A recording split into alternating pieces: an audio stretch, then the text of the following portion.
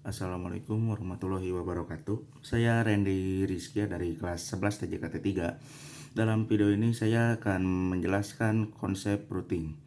Jadi routing adalah proses menentukan jalur terbaik yang akan dilewati oleh data untuk mencapai tujuannya.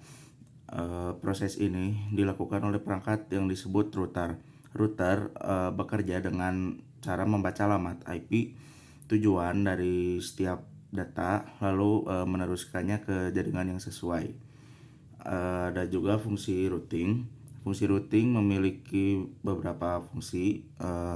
Satu, menentukan jalur terbaik untuk mengirimkan data. Yang kedua ada untuk menghubungkan beberapa jaringan yang berbeda, dan yang terakhir untuk mengatur lalu lintas data agar tidak terjadi kemacetan jaringan atau terhambatnya jaringan.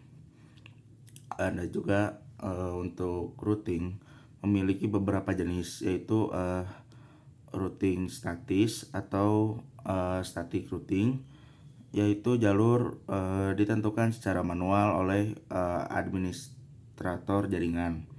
Ada juga dynamic routing di mana dapat menentukan jalur secara otomatis menggunakan protokol tertentu seperti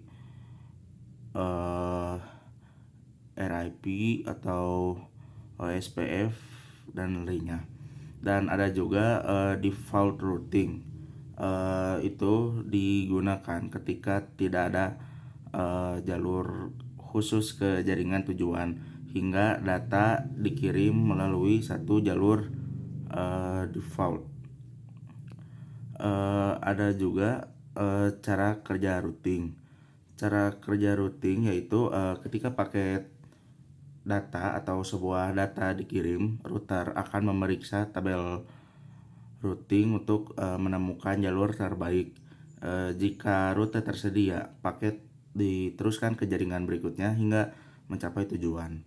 Jika tidak ditemukan jalur, paket bisa dibuang atau istilahnya dikirim melalui rute default. Jadi untuk kesimpulan dari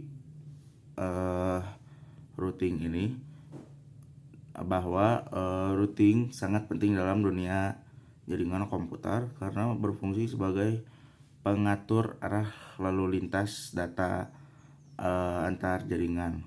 Tanpa routing, komunikasi antar jaringan tidak akan bisa berjalan dengan efisien dan juga tidak dapat berjalan dengan lancar. Sekian dari saya pengertian tentang routing kali ini. Mohon maaf bila ada kekurangan atau salah kata dari saya. Wassalamualaikum warahmatullahi wabarakatuh.